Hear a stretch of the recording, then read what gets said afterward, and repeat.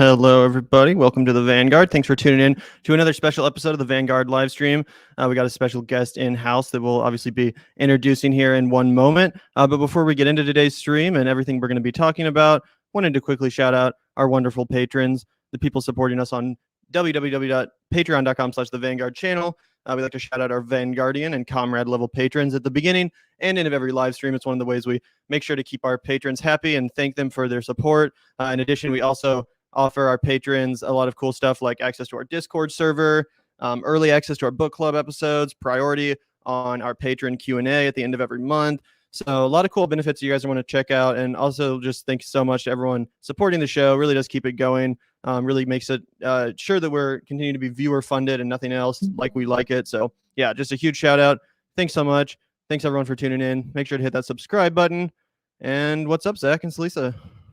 Yeah, so I guess special guest announcement. We didn't put it in the show. This is Salisa Kalakal. She's a local reporter in Kansas City, one of the premier citizen journalists in Kansas City, if I have to say so myself. She's also a resident of the Vanguard apartment, coalition. She's my girlfriend. So she lives with us. She's always around for Gavin and I's shenanigans off air. Always down for our political engagement, kind of conversations, whatever. But she's also obviously a fantastic local reporter in her own right, somebody who's been covering left-wing politics for a long time. And yeah, so Lisa, go ahead and give everybody your kind of a rundown of what you do and what you've done and where you've been published. Sure. So hello, my name is Salisa. Right now, I'm a local reporter for The Beacon. It's a local nonprofit news outlet in Kansas City, and I mainly cover housing issues and other related economic issues, also including development in Kansas City. So that's my beat. Before I joined The Beacon, I worked at the local NPR station in town, KCUR, and then I've also written for Alternet, which is like a lefty indie news site, and Think Progress, RIP, which was under the Center for American Progress. It was a really interesting time. Neera Tanden was my quote-unquote boss for a summer. So yeah, I've written a lot, write a lot about lefty news. I write a lot about police violence. Yes, I don't live in Canada. I'm a real person, all flesh and bone. So yeah, that's what I do. And in my downtime, I hang out with these guys. Yeah, so we're super glad to introduce Salisa to you guys. Obviously, we've mentioned her a couple times in passing, but yeah, it's super awesome to have her here for some additional commentary, stuff like that. She's pretty serious, reporter compared to Zach and I, so we're excited to, share her perspective with you guys. And also thanks, Brian, for the super chat. Zach and Gavin go to White Capsule episode. That's funny you mentioned that because actually Salisa saw the shirt in the window when we were out shopping the other day, and she was like, hey, that would be perfect for you, Gavin. And of course, I immediately rushed in and purchase the shirt because it is, of course, very much me. But yeah, so I guess that's enough of an introduction. We're super excited to get into today's show. We got a lot of great news to talk about, some really serious stuff. Also, some more of this pretty ugly leftist infighting and drama that's gone down after the loss of Nina Turner. I'm excited to get into that. Some really bizarre, deranged reactions from people that I previously thought were pretty good. So we're definitely going to get into that a little bit. I'm excited to hear obviously your guys' opinions as well on all that stuff. But is there anything in specific we wanted to start with today? Yeah, well, this is the Vanguard, and Salisa's here for the first time, so let's just get right down into the fucking mud. Just get right down into the fucking muckraking, swashbuckling leftist cannibalism, right? Like, we were just trying to be nice to Tim Black and, just trying to, extend an olive branch over the fucking Nina Turner thing, so... we aired that clip where he gave it what we thought was a really reasonable take. So we were like, you know what? Let's start building some bridges. Let's give credit where credit was due. He was talking to Jordan Cheriton, a guy we like a lot. And we were like, you know what, Tim Black, you made some good points in this clip. Let's shout it out and let's be like, see, the Vanguard will give credit where credit's due. We're not just looking to point fingers. We're not just here to throw stones.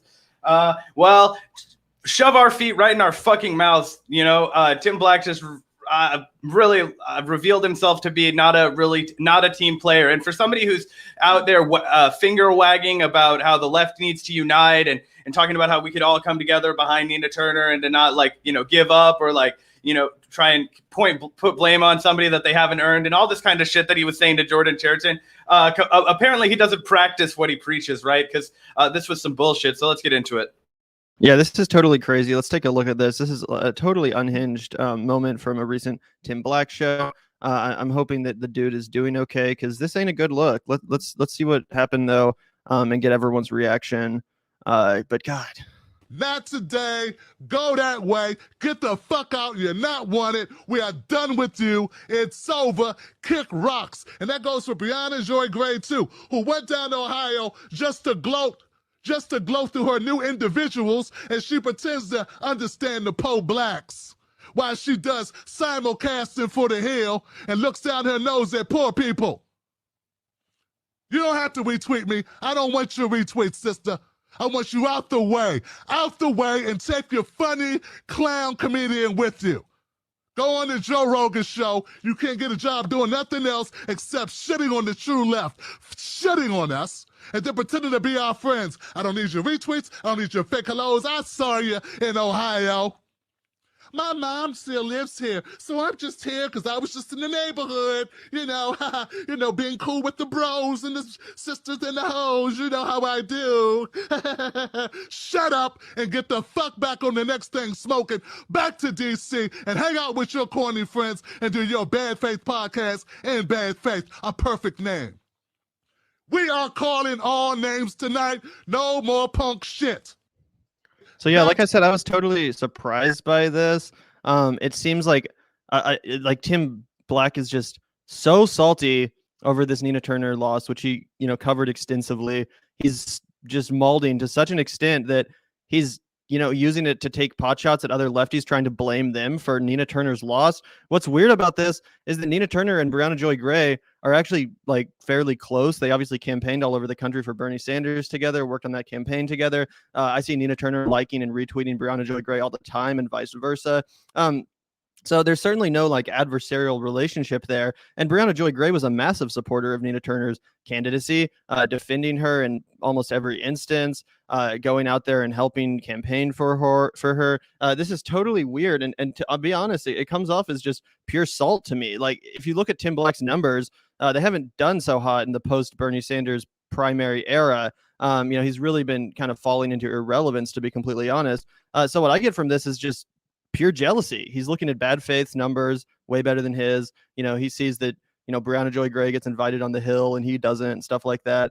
So he's going to whine about it, talking about, why don't you go on Joe Rogan? Well, obviously she'd have a better chance at getting on a platform like that than you ever would. So I don't know. Does this come off as just pure jealousy and weirdness to you guys? Big butt hurt energy, but I want to know what Salisa thinks.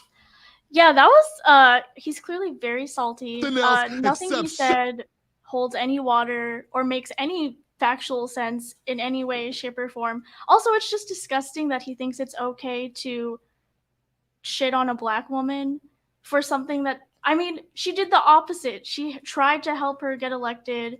She tried to help her campaign, and this seems to be coming out of left field.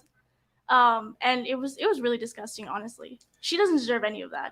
Yeah, well, it's so fucking weird to me. Like you said, one, he doesn't make any substantive claims. What did she do in Ohio besides hang out with her friends and family that you don't like, apparently? You think her friends and family, that's just posturing, oh, her mom lives there? If her mom fucking lives there, she probably does know people that live there. What the fuck?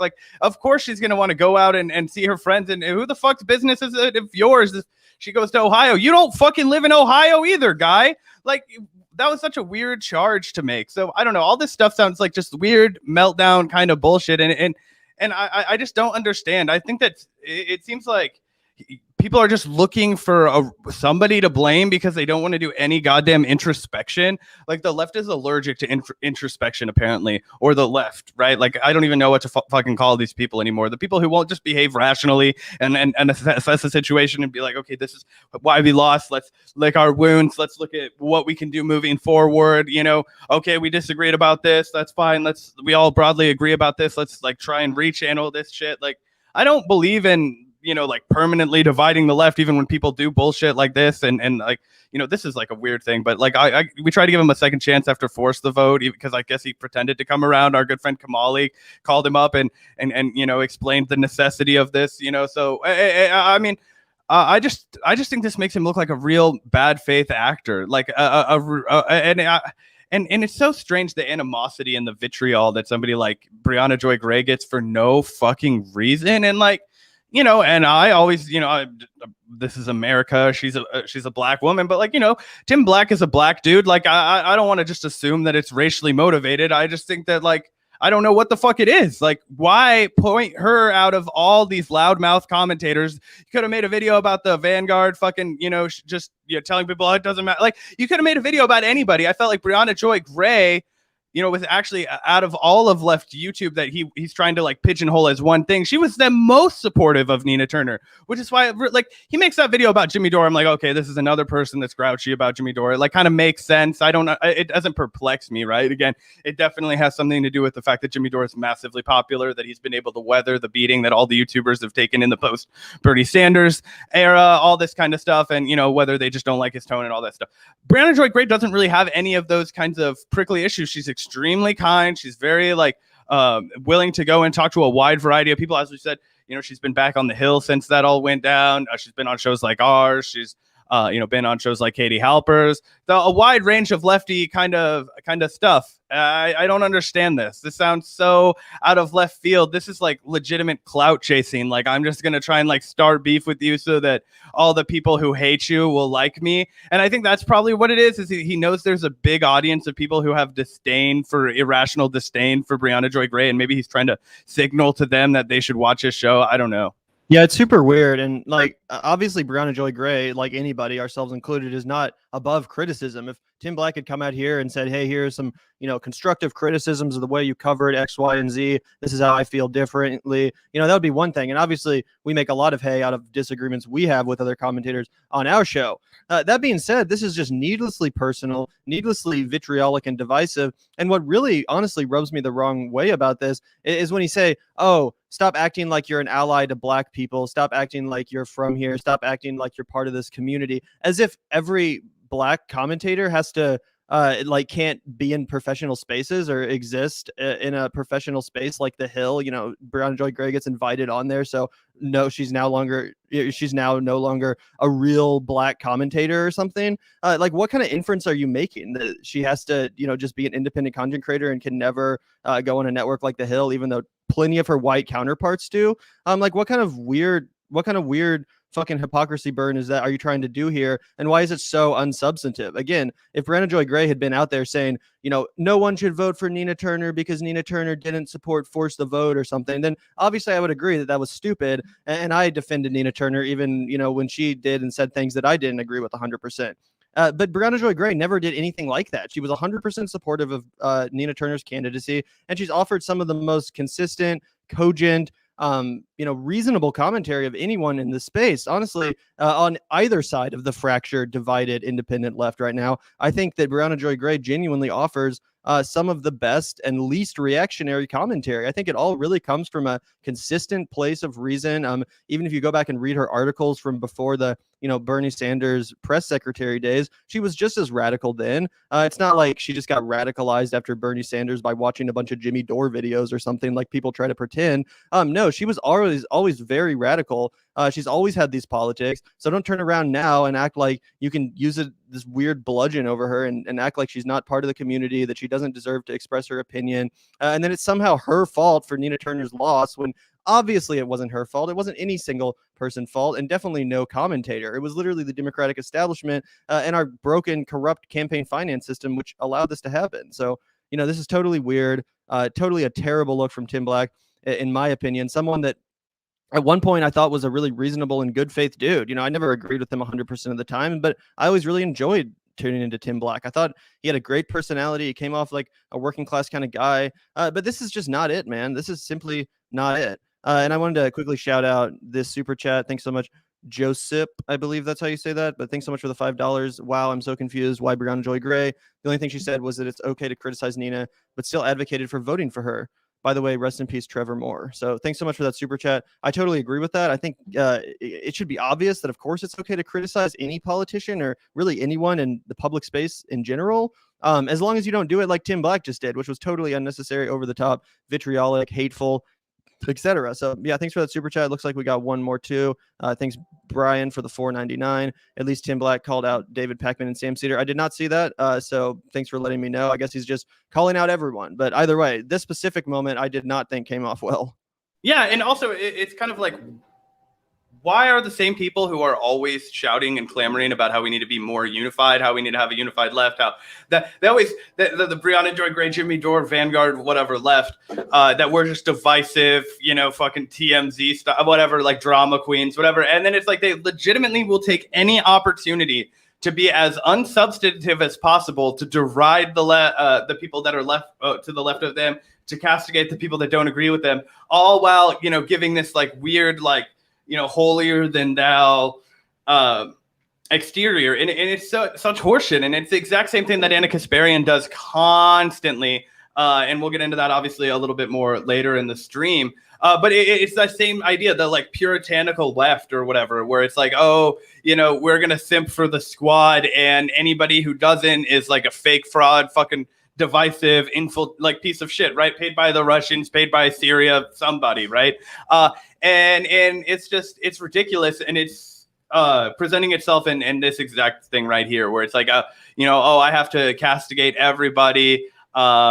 And I'm doing it without any substance, and I'm just desperately trying to get an audience because people know that I'm not serious. Yeah, and I really specifically hate this mentality of like, we all have to get in line behind this politician and no criticism is allowed. Like, I'm sorry, but what the fuck do you think this is? This is the left. We are a collection of diverse and independent-minded people that all have, you know, huge disagreements and agreements when it comes to strategy, policy, etc. What the fuck do you expect everyone, especially on the online left, to just get in line behind someone without having a dialogue or conversation or a debate about strategy, etc.? You know, usefulness of electing progressives to Congress, electoralism. I don't know about you, but I fucking enjoy that aspect of the left. I enjoy being, you know, part of a political movement that welcomes a dialogue, that welcomes a real debate about these issues and how we can, you know, best move forward. Because otherwise, it would be a waste of our fucking time. And this isn't a cult. I don't follow any demagogues. You know, I prefer to have an actual healthy debate and discussion about politics because, you know, none of us really, you know everything. Everyone needs to learn from each other. So this is just totally weird to me. And again, I just want to play this one more time because this is not just some policy criticism of Briahna Joy Gray. I just want to, you know, play one more time to make it clear the nature of this attack, just in case anyone's just tuning in. Not today. Go that way. Get the fuck out. You're not wanted. We are done with you. It's over. Kick rocks. And that goes for Briahna Joy Gray too, who went down to Ohio just to gloat through her new individuals, and she pretends to understand the po-blacks while she does simulcasting for the Hill and looks down her nose at poor people. You don't have to be. By the way, she's never looked down her nose at poor people or pretended to understand this when she didn't. What do you mean she doesn't understand it? Who the fuck are you to say that? Like, have you lived in her fucking shoes? Like, have you fucking experienced her life? How do you know what she's experienced? Just because you see someone on the Hill doesn't mean they've never gone through a rough financial situation or that they don't have any lived experience of being a working class person. What the fuck are you? This is just so random. Tweet me. I don't want your retweet, sister. I want you out the way, and take your funny clown comedian. Also, I just wanted to point out too that this bullshit criticism he's giving to Briahna Joy Gray, that, oh, you know, she's on the Hill too much, she's just pretending to understand working class issues. This is the same bullshit criticism that people gave towards Nina Turner, that you called out people for. Oh, why is she going on mainstream news? Why is she not talking like I want her to? Why is she cozying up in this space? Why is she doing this? Why is she doing that? It's literally boils down to the same criticism that you're now divulging unfairly towards Briahna Joy Gray, that you're critical of people for doing to Nina Turner. So what is it? Which is it? Yeah, I mean, it's totally. This is the game we're playing now, though, right? If it's like, how do I, you know, tear everybody else down while looking like I am just the most morally righteous? How do I, you know? And it's weird. It's something that I felt like hadn't quite infected the left. It was much more of like a liberal kind of disease, this like, you know, this like purity, but it's actually just scorn, and it's actually completely unsubstantive, you know. Like I'm reminded of like the mindset behind like social justice warrior Twitter, right, where it's like I have to be the most virtuous and like pure, and like I get that feeling by tearing everybody else down, but instead it's like the most vacuous, fucking just without any sort of substantive. It's just another commentator that you disagree with that has, you know, a way fatter Patreon than you and you're trying to signal to the vast swaths of people that also hate this woman for no good reason that they should listen to your podcast. Because she now makes a good target for you because you have nothing to say now that Nina Turner lost and you told everybody that, X, Y, and Z was going to happen and now it won't. And so you have to do a hard pivot on your show and create an enemy. And, your enemy is somebody without any fucking power, a random ass fucking podcaster, a woman that makes her living, admittedly doing good work. I love Bad Faith. I'm not demeaning it. I don't mean to, say that, but the amount of power that this woman had in the Ohio race, it is not even like to say it was negligible is to overstate it. It was non-existent. And also, what the fuck do you mean showed up to gloat? Like, I listened to a lot of Briahna Joy Gray interviews after the fucking fact, and she was not gloating. She was upset just like the rest of us. And in fact, she's at times even sounded more upset than Nina Turner did when she was speaking when it was over. So I don't want to hear any of that. And obviously you could say Nina Turner was putting on a brave face for the movement. That's probably true. But I'm just saying, to say that she wasn't, upset or that she was like, just there to like laugh and gloat and do all that kind of bullshit. Like, that's just so not true. What are your thoughts, Lisa, before we move on? Yeah, if you kept playing the clip, there's a part where he like imitates Briahna Joy Gray, and it's extremely sexist, very misogynistic, and it just shows a lot that instead of willing to engage in some introspection and look at the nuance, he's just lobbing volleys at a random podcaster. Like, that's the opposite of unity. Yeah, I totally agree. And just to reiterate one more time, it's not that we're just taking Bree's side here because we agree with her more. If she had come out with a random bad faith attack against Tim Black in the same way, we'd also be calling it out. If she went out here and said, "Why are you pretending to be a working class black person? Why are you doing this?" Mocking him, mocking his message, bad faith smearing him based on things he doesn't actually say or believe. That would also be gross and wrong. But Briahna Joy Gray didn't do that. She seemingly isn't that kind of person. She never wades into those waters, and she always keeps it classy as fuck, which is why it's so weird that this has happened and why it's so weird that she's such a target. Like you said, Zach, obviously this is America. She's a black woman. Obviously, if you're an intelligent black woman in America, you're going to be considered a threat to a lot of people, and you're going to make a lot of people really insecure. But it's just weird to see that coming from Tim Black, someone who I genuinely assumed was more of an ally than that, and that wouldn't stoop to that level. So yeah, just a weird segment overall. It brings me no pleasure to report on this. Again, as someone who has previously really enjoyed the Tim Black show and thought he was a good faith leftist and an ally.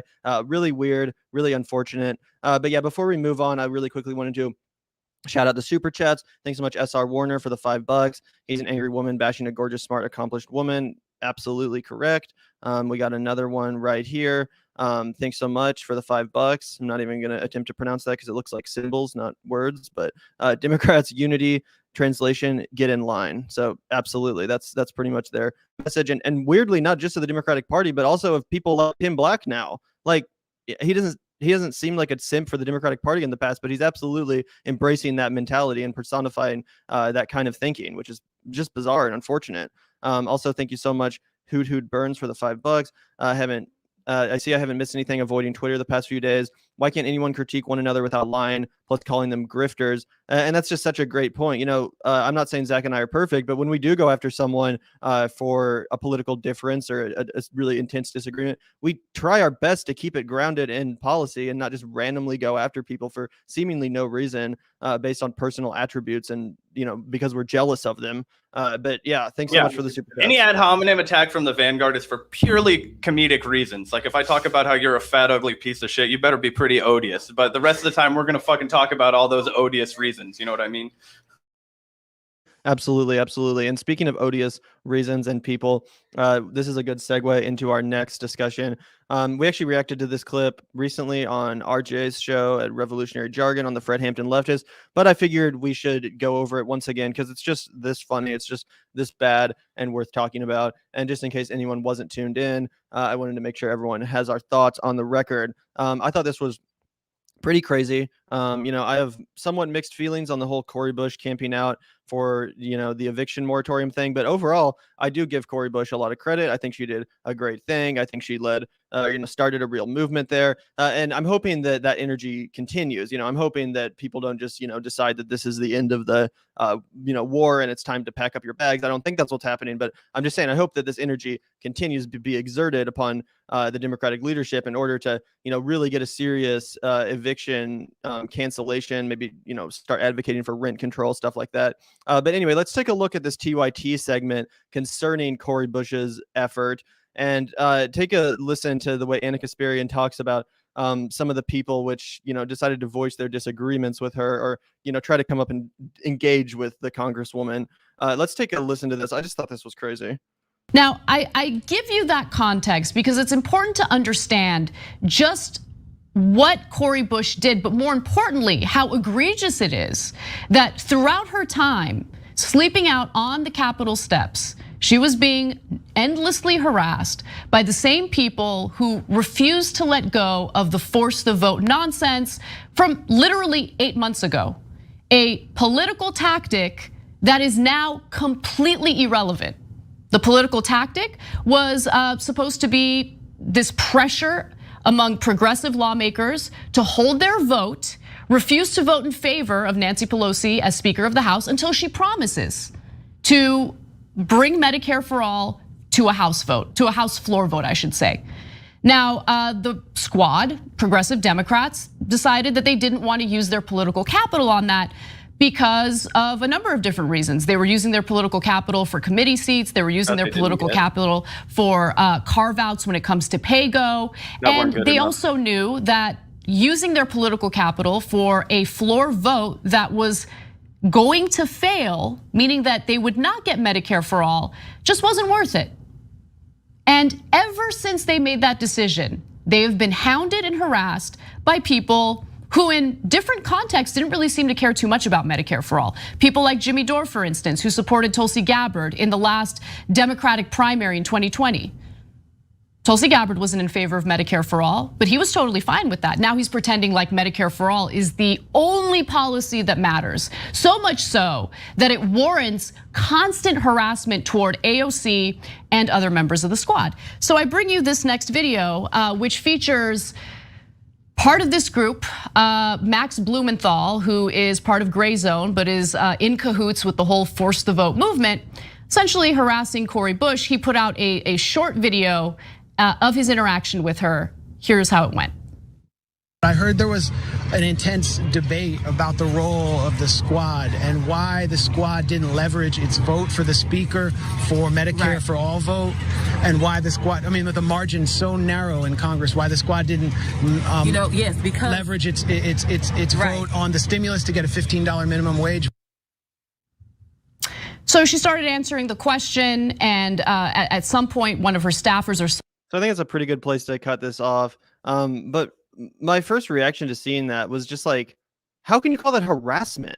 How can you call that harassment? What just happened in that clip, which by the way was cut off, and then what happened after it was cut off was essentially two of Cori Bush's like security details came and like pushed Max away and was like, leave her alone.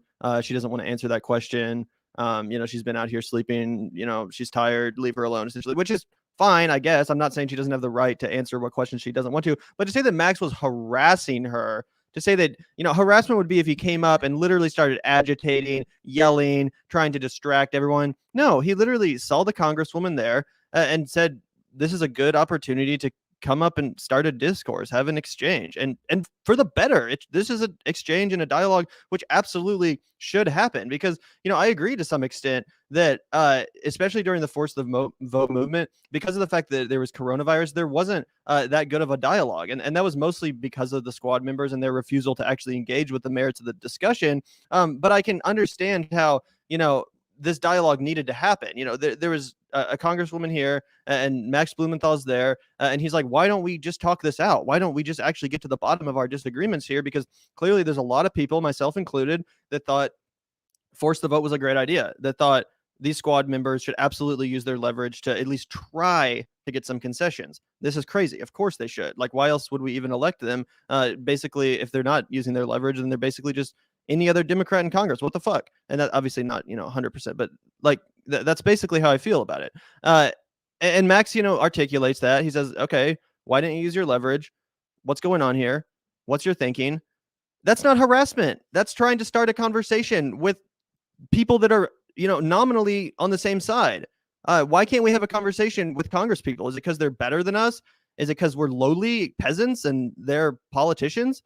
I don't. Is it automatically harassment to try to engage in a discussion? I mean, your fucking co-host Anna has been known for being loud and boisterous and gregarious and all that stuff. Why can't Max Blumenthal politely come up here and be like, "Hey, let's talk"? I don't see the issue. Yeah, I mean, Salisa, you're a fucking reporter. I mean, could you think? How would you have, like? Is there even if possible a more polite way to phrase that question? No, and here's the thing, like, this is what journalists are supposed to do. Like, this is our job. I can't tell you how many times I've tried to chase someone down who works at City Hall just to get them to answer something. And I mean, clearly in that exchange, she knew that he was asking him a question because she was looking right at him, right at the camera. So she clearly agreed to answer whatever question he had. And he said it in a very measured way. He wasn't screaming at her. He clearly asked her beforehand, hey, Cori Bush, like, my name is Max Blumenthal. Can I ask you a question?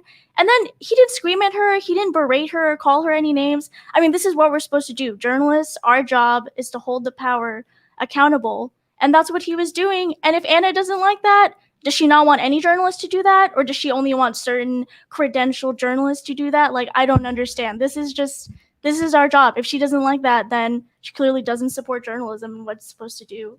Yeah, well, 100%. And I think that she's making that more and more clear. And the other thing that I just have to address this, because I think you guys covered the Max Blumenthal portion really well, is for somebody who wants to take shots at other journalists, like challenge their credibility, how many things in that intro did she say that weren't fucking true? So Gavin and I have a list of fucking criticisms of Tulsi Gabbard that may be a mile long. One of them being the fact that she supported a dog shit version of Medicare for All. It was modeled off of the Australian system, which is a tiered system, which gives better treatment to rich people and worse treatment to poor people. It suffers a much more concentrated impact of the bureaucratic shit. Is leveled out into poor people, as you would imagine, right? Where the rich can pay for more immediate, more luxurious treatment in private rooms, all that kind of shit that's not available to the poor. So I have a bunch of problems with Tulsi's version of Medicare for All, and I think that mostly she just picked it because it was different from Bernie's and she was trying to stand out, and I think that's totally like ridiculous and in a bad faith. Or bad reason to do that. But that being said, it's inaccurate to say that Jimmy Dore supported a candidate in Tulsi Gabbard who did not support Medicare for All. And the idea that this strategy is not relevant is also bullshit. I think we talked about this with RJ the other day on his fucking show. We were like, wait, why? I can name about 30 different fucking instances where they could have leveraged their vote. They can still, with the infrastructure package. Joe wants that fucking infrastructure bill. Regardless of the side, he needs a victory, right? He knows what his approval ratings at right now. That's the only reason he did the eviction moratorium extension. Even as paltry as it is, was likely because he saw that him and Kamala Harris were about to sink below water as far as approval rating goes so early in what is typically a honeymoon stage of the this is the highest approval rating Joe Biden will ever have, and it is abysmal. So I think a lot of that was playing into it. So all of these things, she's just so loose with the truth. And it just reminds me of like the other day when she was like, oh, Rania Khalek, that woman needs a fact checker. It's like every single time you open your fucking mouth, you need a fact checker. Like, this is ridiculous. But anyway. Yeah, sorry, I really had to take a screenshot of this glory. Anyway. But yeah, no, I totally agree. It's totally ridiculous. It's just so weird. And again, to say, oh, force the vote, totally irrelevant, and to try to boil it down to, oh, just this stupid strategy that was never going to work anyway. It's literally called using your leverage, which is one of the only actual things that Congress people can do to exert their power over legislation. Congress people and senator actually have an immense amount of leverage that they rarely use, and it's rarely talked about because the media likes to cover for them and lie about what effectiveness and power they actually have. But leveraging your vote, especially as a bloc, is one of the biggest, most important things that a squad like faction can do to wield their power their pressure against the establishment.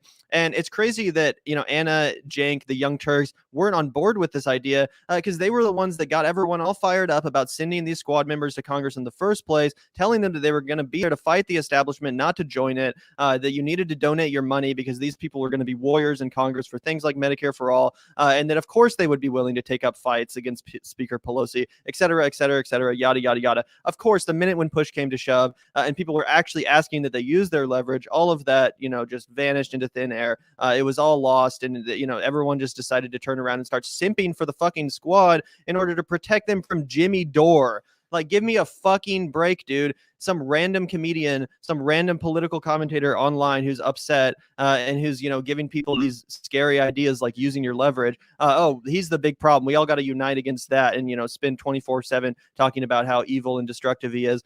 When in reality, we're the ones perpetuating the fucking, you know, fracturing and infighting and all that stuff. And also, you know, a lot of people said during the force the vote moment, including TYT, that, oh, you know, the squad, they can't burn their bridges with the Democratic leadership. They can't make too big of a ruckus because then they'll have burnt all their bridges and they'll never get concessions. They'll never be on Pelosi's good side again, et cetera, et cetera. You could use the same argument against what Cori Bush did here, sleeping on the steps, and say, oh, you know, this isn't going to accomplish anything anyway. So why is she wasting all this political capital doing this performance? All she's going to do is piss off Pelosi and Biden anyway, and she's going to be able to get less done going forward.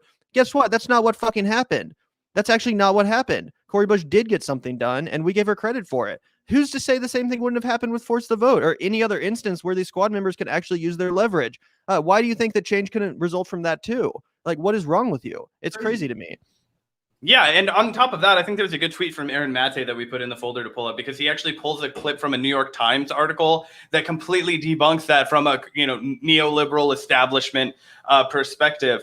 Like an Emma Vigilant, God fucking Emma Vigilant, man. Some fire from my girl Anna Kasparian. Yeah, maybe some burning dog shit. But anyway, in a friendly interview conducted while promoting Cori Bush's action, that's the other thing, right?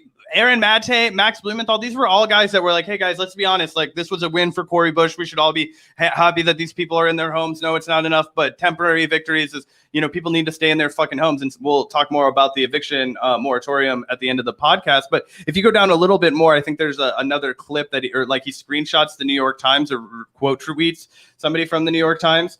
Yeah, right here. Though Democrats' spare majorities in the House and Senate give the bloc the power to make or break legislation, they have so far mostly hesitated to use it. Dude, these people aren't stupid. They're fucking lying to you. That's what makes me so mad about TYT and Anna Kasparian and all these fuckers. They are lying to you. Okay, I was literally watching this morning something that we a whole thing that we'll probably react to, at least a portion of it later, maybe not this part though, where Dennis Kucinich is being interviewed by Chris Hedges. And he talked about how when he was 23 years old, he decided that he wanted to be on the city council in Cleveland. So he just knocked on every single fucking door that he could, talk to people, working class folks, you know, really empathized with them, grew up in a family where money was really tight. And he said that permanently like fucking changed him, like, you know, watching his parents constantly stress and like be ashamed and all that kind of shit. He got on the city council. He immediately gets greeted by all these people who are big time bosses style stuff because he's an older guy in Cleveland. They then are like, hey, you're young. You're going to be a big shot in this if you play by the rules. And then he says, of course, the rules are, you know, voting and going along to get along. And he was like, well, I wasn't here to go to get anywhere. He was like, except to stand with the people. And, you know, and that's the kind of energy that we need. That's what a real, you know, person in like, that's what a Shama Sawant does, right? That's somebody who says, I'm not going along to get along. You are my enemy because you are standing between my people and what they need, right? And I don't know, all this shit is just them running cover. And I know it's stupid and overused to say that kind of shit, but this is exactly what it is. The New York Times neoliberals see it. The fucking TYT fake progressives see it. Everybody sees it, right? I sound like Donald Trump. We know it. They know it. Everybody knows it. Okay.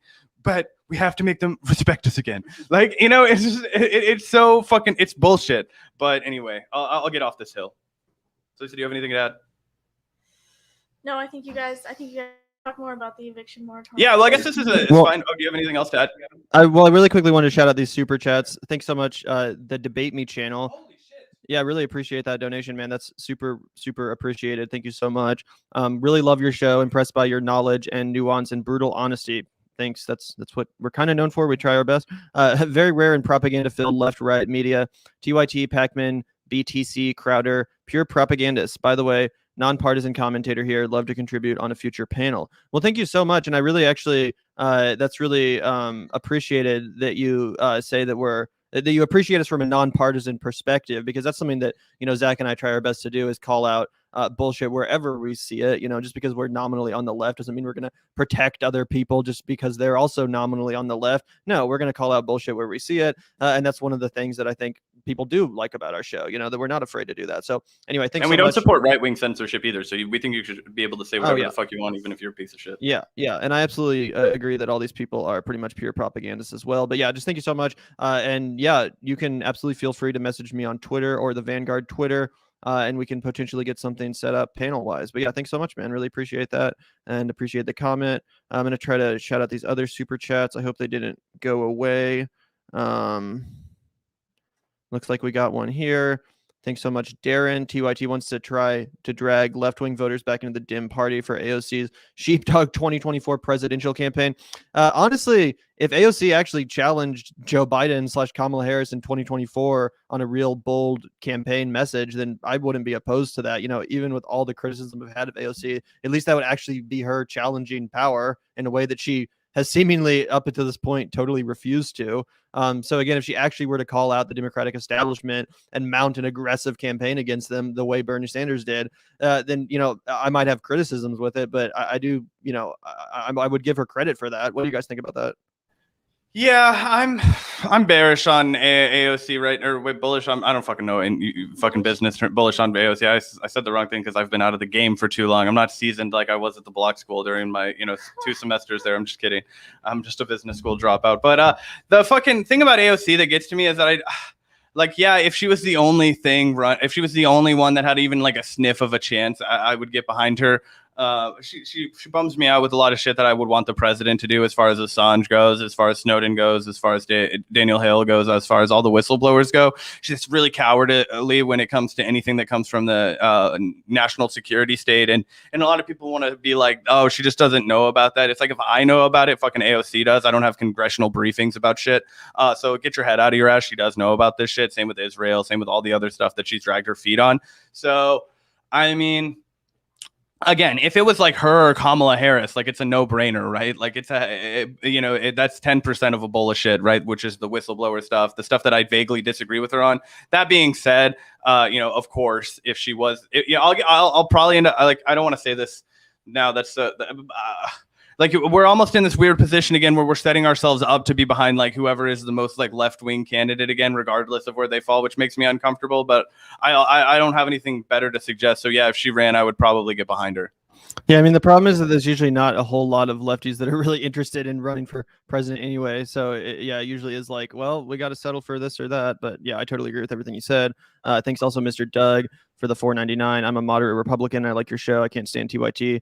They're too out there. Rock on. That's funny. Well, I'm glad you enjoy our show. And again, I do take pride in the fact that we appeal to people from across the political spectrum, not just sycophants or people that want to have their own beliefs reinforced. I think that's something that we do strive to do, is make sure that conversation is interesting, that it's not just monotonous talking points from either one side of the political aisle or the other. So thanks so much, Mr. Doug. Really appreciate it. Looks like we may have also gotten another super chat here.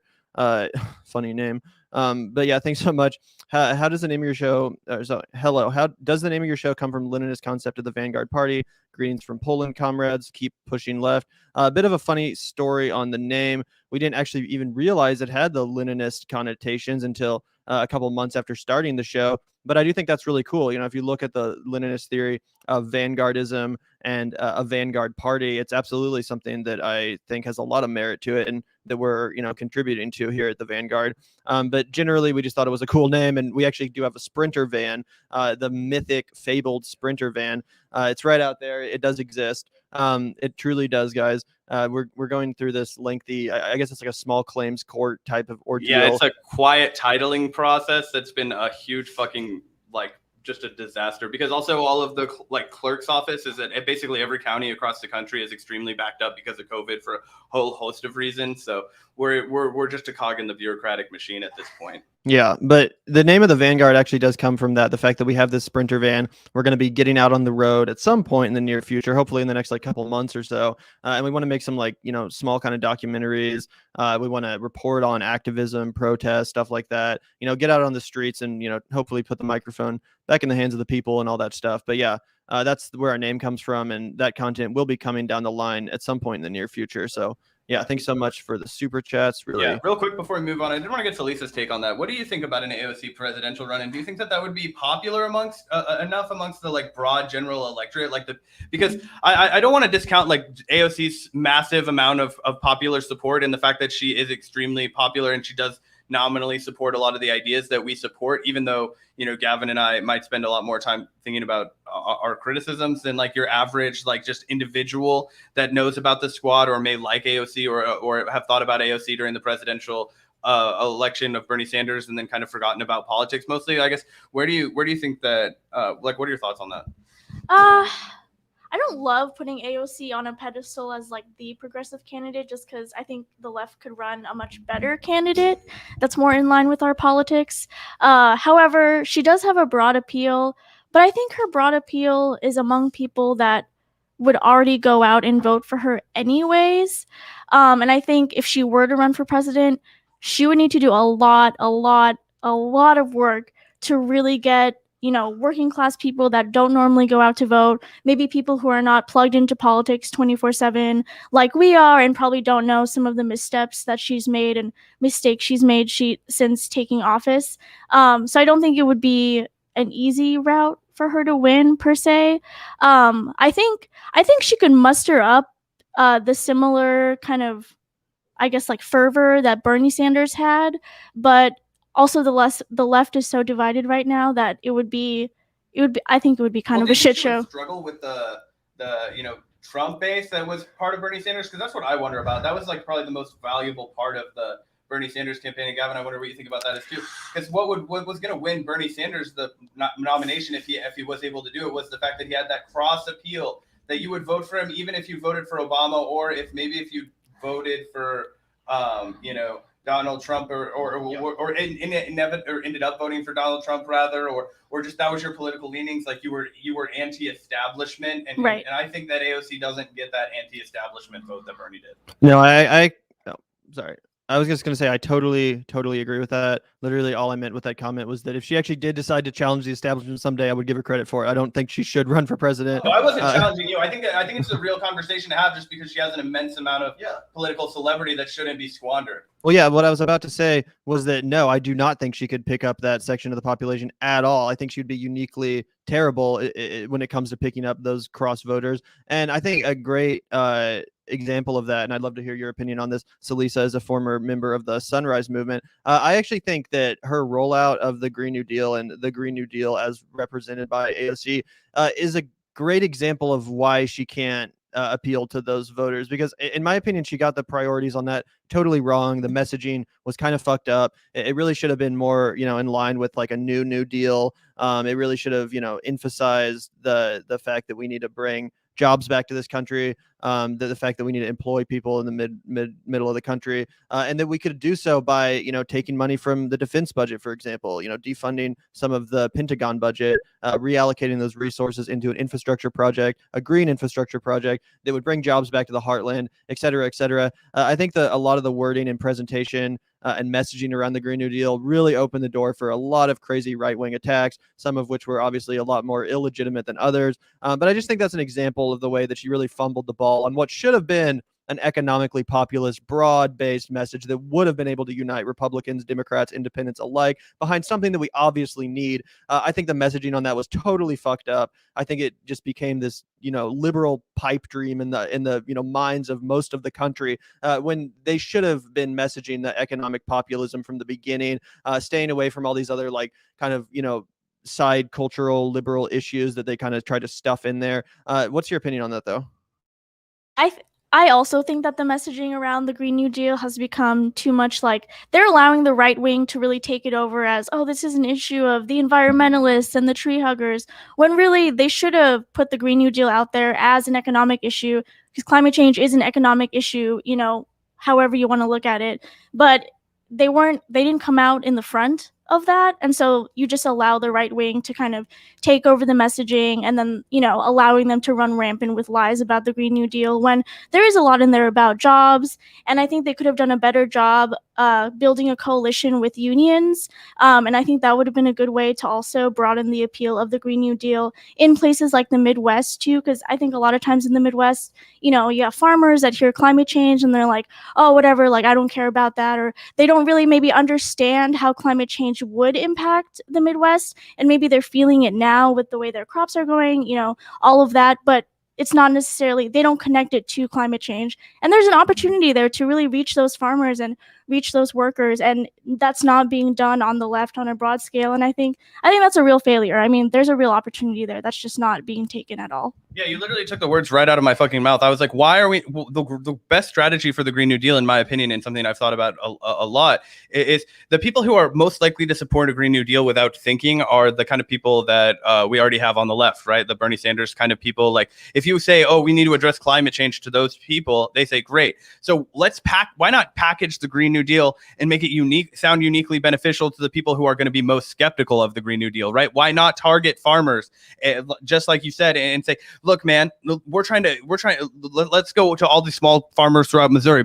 That's a block of power in Missouri and Kansas, where Gavin and I have grown up. That's a huge block of power in the state, actually, is the farmers. And obviously there's a lot of controlled money and big farm, but the actual farmers themselves, they do have power here. They're a big chunk of the electorate.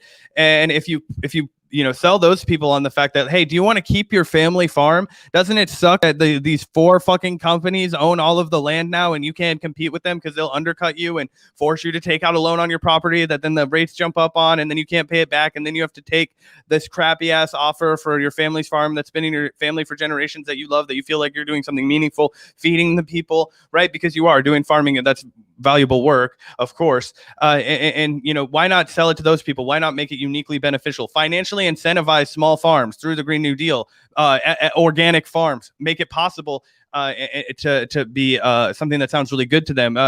People always say, if you abstractly talk about the government giving people money, it's easy for people to poo-poo it. Ask people how popular those stimulus checks were and if they want a fucking another one. So it's a perfect example of that. And just to go back to one of the super chats that we got that I wanted to address really quickly. Yes, AOC is a very hated politician, but I would also wager that Barack Obama, George Bush, and Donald Trump were also among the most hated politicians in the country. It's just they were also simultaneously among the most revered, and that's how you become really popular in America. Yeah, I agree with that. And obviously there has been a lot of work done on behalf by Fox News, etc., and just vilifying AOC and everything she's ever said or done, often very unfairly. So that's certainly part of the equation too. But like you just mentioned, that's going to happen to any politician. That's bound to happen. A big part of the test of a politician is how they respond to that. Are they resilient in the face of unfair attacks? Do they come off looking classy? Do they, are they above it? Do they get in the muck, etc.? And honestly, I don't think AOC, Freudian slip, has done a very good job of responding to a lot of that criticism. I think the more entrenched she's become in Congress, the more she's kind of sectioned herself off from any criticism. She less and less engages with actual working class people. She more and more just kind of surrounds herself with elitists and speaks that language. So I've been really disappointed, as I've made very clear on the show, with the way AOC kind of squandered her unique ability to be this, populist bomb thrower in the Democratic Party. It's almost, hard to even remember at this point. But when AOC came into office, she, and I don't mean this in a bad way, but she almost had a Trumpian quality to her, in that she wasn't afraid to weaponize her social media, her celebrity, her understanding of the working class and the youth against her own party. She was calling out other Democrats. She was calling out leadership and talking about how crazy it was that she even had to be in the same party as someone like Joe Biden, et cetera, et cetera. She really did genuinely have that quality at one point for a brief fleeting moment. And I was really optimistic that she would, really weaponize it against the establishment, the Democratic Party. But lo and behold, she, of course, joined the establishment and only occasionally challenges them, often just in a performative way anyway these days. So, yeah, I've just been so massively let down and disappointed.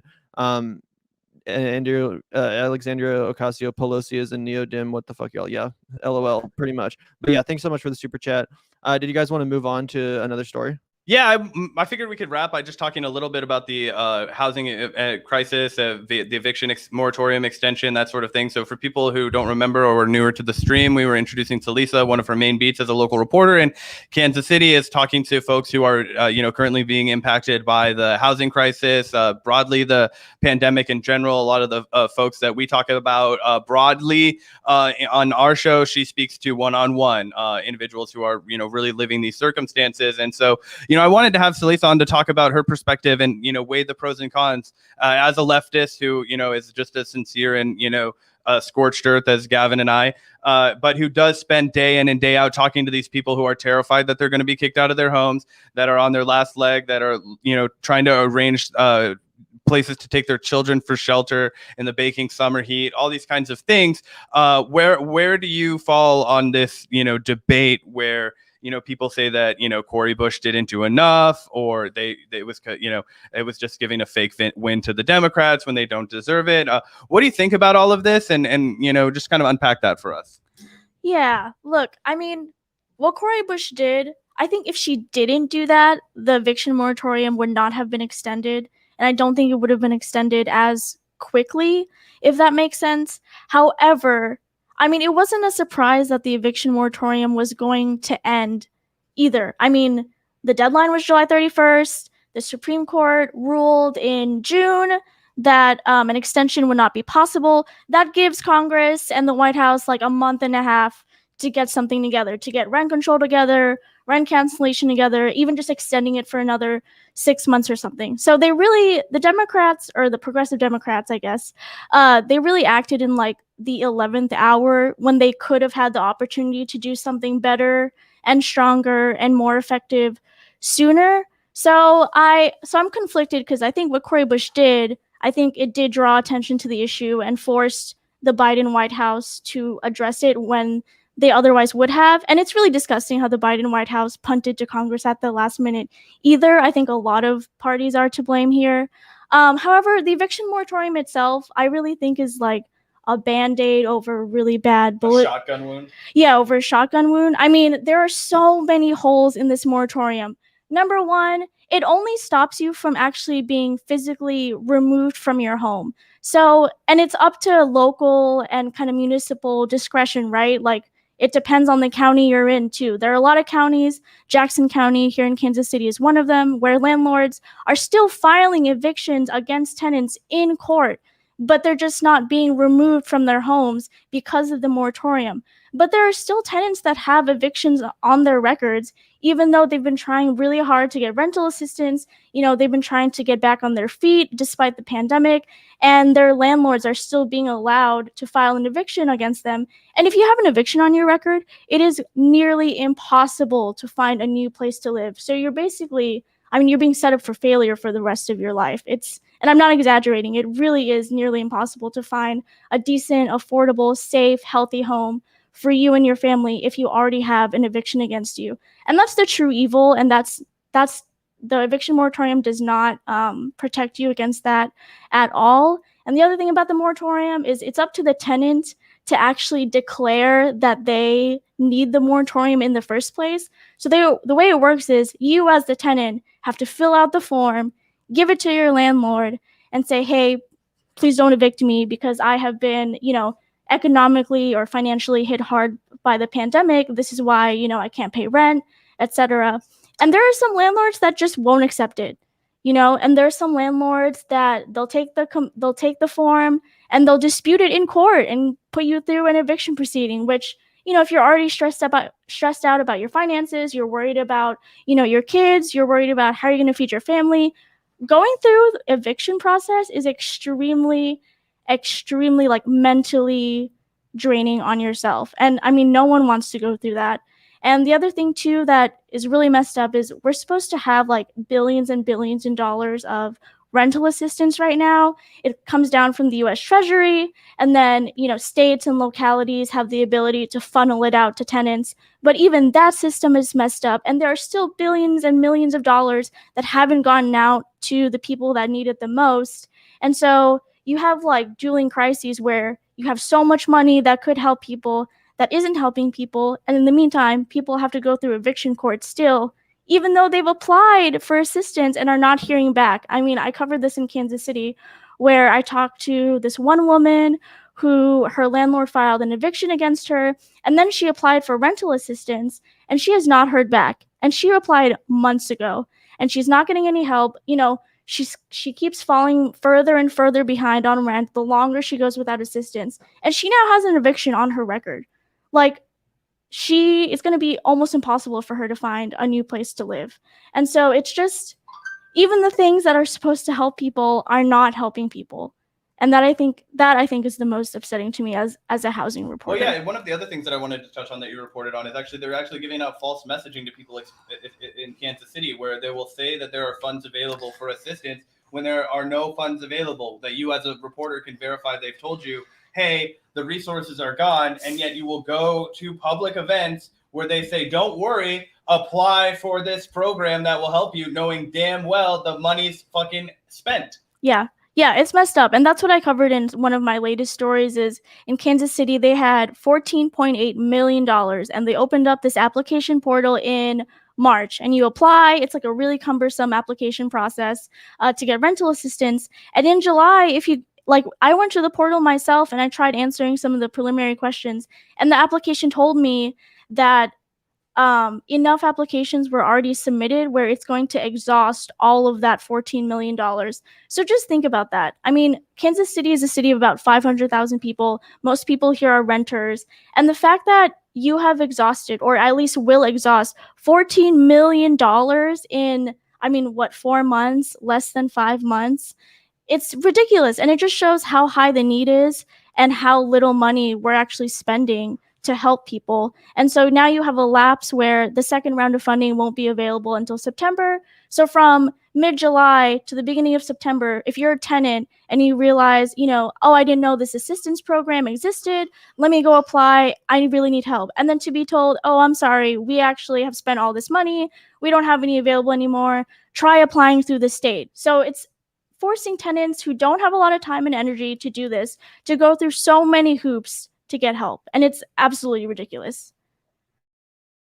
Yeah, no, I think that's all really well said. And again, thank you so much for that perspective and insight. There's one more story I want to quickly get to, but before we get into that, Salisa, do you just want to remind everyone about where they can find you and who exactly you are for anyone that's just tuning in? A lot of people are expressing their curiosity. Yeah, so right now, currently, I am a reporter for The Beacon. That's thebeacon.media.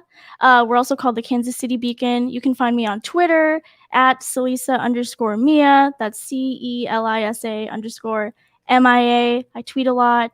Follow me on Twitter. You can find my stories on thebeacon.media.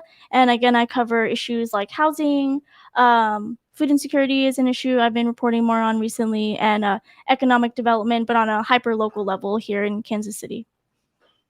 Good stuff, guys. Give her a follow. Oh, yeah. Make sure to follow Salisa. And again, we really do appreciate your perspective on that matter in specific. Obviously, you just give a lot of insight to both of us just being around the house and stuff. So really appreciate that, too. Thanks so much for the super chat. Shy, if you take advantage of the pandemic, then the country should nationalize your property. Yeah, thanks so much for the donation. 100%. Yeah, I don't believe in private property that much.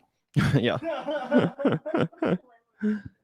But yeah, there is one more story that I wanted to quickly get your guys' opinion on. And this one may seem kind of like a non-story or just like some random bullshit at first, but I actually think it's really interesting. And reading a few articles about this actually gave me some interesting insight into some emoluments issues in the U.S. government and broadly global in relations that I was kind of unaware of. So this is actually both hilarious and super interesting. I want to take a look at this. Mike Pompeo says he doesn't know what happened to the missing $5,800 bottle of whiskey gifted by Japan. So obviously a lot of people are making jokes about this, about how Mike Pompeo probably drank this bottle of whiskey. Where the fuck is it? And people at first might be like, who cares if Mike Pompeo was given a bottle of whiskey, then I would have drank it too. What the fuck does it matter? Why are you liberals trying to make this huge scandal out of this non-issue, et cetera, et cetera. And at first I was kind of like, oh, this is just some random, issue that only people with Trump derangement syndrome care about. But the more I read about it, this is actually really interesting. So U.S. government officials are generally banned from receiving gifts from foreign governments under the Emoluments Clause of the U.S. Constitution, and any large or costly gift becomes property of the United States government. The State Department said Thursday that it has an ongoing inquiry into a missing bottle of whiskey that the government of Japan gave then Secretary of State Mike Pompeo, who's, by the way, from our home state of Kansas, in June of 2019. The bottle of whiskey, valued at $5,800, is marked disposition unknown in an annual report on foreign gifts in the Federal Register, the Wall Street Journal reports. Pompeo, through his lawyer, suggested he didn't drink it, or if you want to misread the statement another way, he drank too much of it. Pompeo has no recollection of receiving the bottle of whiskey and does not have any knowledge of what happened to it. So yeah, obviously he's trying to be like, I don't even know about that whiskey. Like, I don't even remember getting that whiskey. But of course, many people have, pointed out that maybe if you drank that entire bottle of fucking whiskey, you definitely wouldn't remember getting it. There's probably some pretty good fucking whiskey. Anyway, so that's the funny part of the story. Obviously it's like, did Mike Pompeo literally drink this whiskey, or was it a genuine mistake? It just got lost in the mail or lost in translation, et cetera. That's obviously a possibility too. But the real substance of the story, I think, is just how insane it is that, State Department officials, people like Mike Pompeo, people in huge positions of power, are getting these gifts in the first place. And this article actually does a really good job breaking this issue down from the St. Louis Post-Dispatch. Let's take a look at this. It says the Japanese whiskey was valued at $5,800 and was presented to Pompeo in June of 2019, presumably when he visited the country that month for a group of 20 summit that was also attended by President Donald Trump. But unlike the other gifts, the department says there is no record of what became of the bottle. So basically, these gifts are fairly common, but most of the time they have to be reported to the government, and then you can either just turn it over to the government, the National Archives or whatever, or you can pay the government for what the equivalent price would be as a State Department official, so that then you get that gift anyway.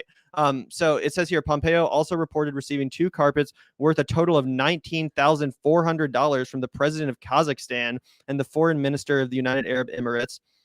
The filing said Trump and his wife, Melania, received more than $120,000 worth of presents from foreign leaders in 2019, compared with $88,000 the year before. In Trump's first year in office in 2017, they reported receiving more than $140,000 in gifts. And there was no significant common theme to the 2019 gifts. At least 3 from foreign leaders, Australia, Egypt, and Vietnam, presented Trump with photographs or portraits of himself that collectively were valued at more than $10,000. Hey, at least they knew the guy.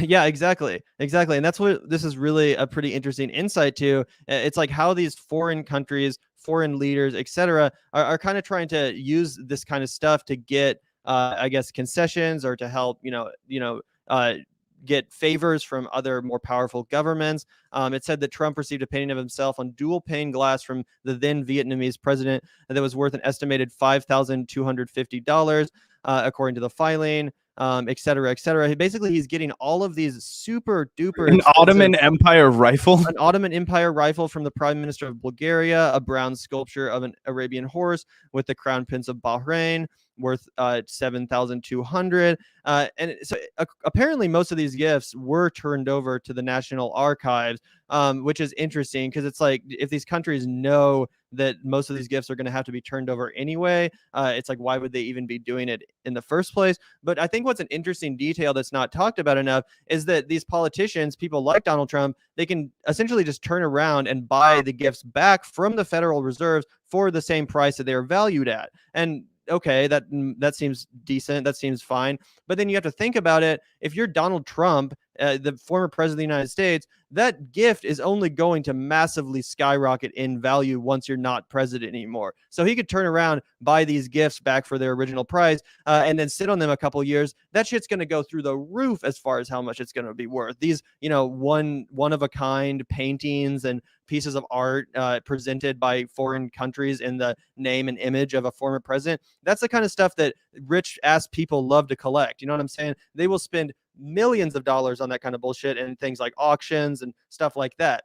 This is a whole hobby. So I just think this is a fascinating insight. Again, the whiskey thing aside, I didn't know just how much this was going on in modern day America. Presidents, world leaders, extremely powerful people just being gifted like luxury shit.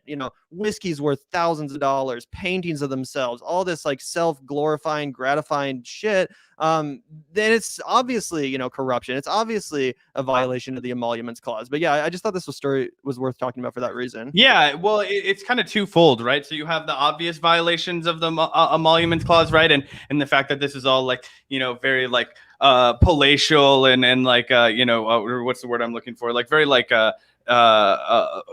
bourgeoisie. I don't know. It's all about like lavishness and like winning favor from the president, especially somebody as ego driven as Donald Trump. Though you have to be basically a maniacal egotist to become president at all. So they understand how to work with these guys. Make it all fancy for them and whatever. And just to add on, because I think you covered a lot of the good points that I would want to, but just to obscure from this before I pass the torch to Salisa, you have this kind of blatant kind of on the surface level. Okay, maybe a lot of this stuff goes to the State Department and then it's bought back and flipped later, in case you ever have like a Richard Nixon thing where you go broke and, that sort of thing. It's like this is like the 401k for presidents. I don't fucking know. But the real emoluments violations that I just have to bring up in the case of Donald Trump were the lavish spending that occurred at his hotels, the deals that he did, with all these countries. Dude opened like, some multiple businesses in Saudi Arabia while he was campaigning.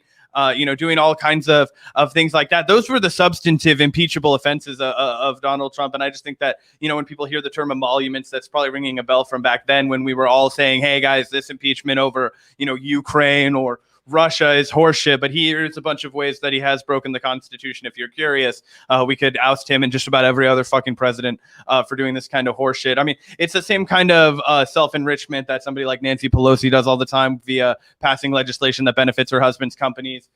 Same with Mitch McConnell and his wife and all these kinds of stuff. This is what they do. This is what the powerful do. They enrich themselves and they ingratiate other people with this richness. And that just, that's what attracts you to the life, right? I mean, Obama didn't grow up rich, but now he's indoctrinated in the lavish luxury. So the first thing he did was, go spend vacation with Richard Branson, a fucking billionaire after he gets out. They went windsurfing on one of his like dozen islands or some fucking shit. But anyway, so yeah, it just makes them a part of the club. It makes them know that this is how you behave and you'll be one of us and all this kinds of shit. So very interesting though. So Lisa, do you have anything to add? Yeah, I mean, it definitely presents conflict of interest issues. Sorry. If he's getting these gifts from these foreign governments, how does that influence his decision making as a world leader and, the leader of the military? So I think it brings up those kinds of questions. And it just, shows how steeped in this swamp Donald Trump was, that he was just as willing as any other politician that he's berated to steep in the swamp. And I just have to say, this whole Mike Pompeo bit, I mean, it's an Aaron Sorkin episode. Like, you could not ask for a better like West Wing imitation in real life. Bottle of whiskey. That's actually really yeah. In my opinion, the dude definitely drank that shit. 100%. But in all fairness, I would have drank that shit. Yeah. And just one more crazy detail on the same issue. It's not just people like Pompeo or Trump that get these gifts. The government of Qatar lavished now retired General Joseph Votel with nearly $37,000 in luxury watches, including one Rolex timepiece valued at almost $15,000. So even though he turned these watches over to the National Archives, this is still not meaningless. The fact that they're trying to give him all these goodies, and let's be honest, I mean, maybe after he's retired too, there's some of this that goes on still that he doesn't have to turn over. Once you're not officially in power anymore, maybe some of these rules don't apply anymore. But anyway, I just think it's an example of how the global elite just takes care of each other. It's all just this one big club that we're obviously not in, and it's just disgusting too that this level of opulence is being traded among world leaders while many of their people starve to death, don't have homes, are in miserable conditions, which could be fixed by robust and real government policy. So I guess that's the last thing I'll say on the matter. It's super revealing. One last thing before we go, I wanted to shout out the super chat, and I guess this is a question for you guys. But it says, per the New York Times, 19% of Manhattan rental office space is vacant. This is intentional to drive rates up. That's absolutely true. And Zach, how's Malcolm? Pities are the best. So how's Malcolm, guys? Malcolm's doing very good. He's downstairs chewing on a rib bone that we gave him so that he would be quiet while we were both upstairs doing the recording of the podcast. Normally, Salisa stays with him so that he doesn't get into trouble when we're up here hooting and hollering. But yeah, he's a good boy. Went and took him out this weekend. So he's been having a good time. And Sally the cat right here is here as well with us. So yeah, we've got a fun-loving apartment full of the cutest creatures you could find. They're the best. So shout out to everybody. But yeah, I guess we'll go ahead and wrap this shit up. That was fucking hilarious. Don't need more politicians, need more Americans to rise up and demand bold action now and ready to vote out anybody who fails to comply. We are in charge. Amen to that, which is why, again, just you can ask politicians whatever the fuck you want to, especially if you do it as politely as Max Blumenthal does. That was a perfect example, Ashley. You heard it right here from another professional journalist, not just two talking heads like me and Gavin. That was a perfectly respectful way to approach a politician. But anyway, thanks to Salisa for joining us. You can find her on the internet. Salisa me on Twitter, that sort of shit. Thanks for watching the Vanguard. And we'll do one more quick shout out to our Patreons before we get out of here, Gavin. Yeah, and just on that Max Blumenthal point, I think we now know why Cory Bush won't come back on the Vanguard, right? Anyway, yeah, thanks so much everyone for tuning in today. Make sure to hit the subscribe button and the like button if possible. Really would appreciate that. And a huge shout out to our patrons. Thanks so much to everyone supporting the show on patreon.com/the Vanguard channel. It's the first link in the description if you want to join our Patreon community. We do try to give a lot of cool benefits to our patrons. We offer them access to our Discord server, early access to book club episodes. Yeah, we're doing a double book club this week, finishing out Chris Hedges' Wages of Rebellion. So keep an eye out for that in the next couple days. And again, patrons will get early access. We also offer our patrons live priority on our Q&As. So a lot of good stuff. We try to make it worth it for you guys. But yeah, just a huge shout out to everyone supporting the show on Patreon. Really does keep it going. Really does make sure that we're viewer funded. And we just genuinely do appreciate the fact that you guys think our show is worth supporting. It means the world to us that you guys give a shit about what we have to say and find some value in it. So yeah, thanks so much, everyone. Thanks to Salisa for joining us today. Really appreciated your perspective. But yeah, everyone, enjoy the rest of your weekend. Peace out. Yeah, peace out, guys. Take care.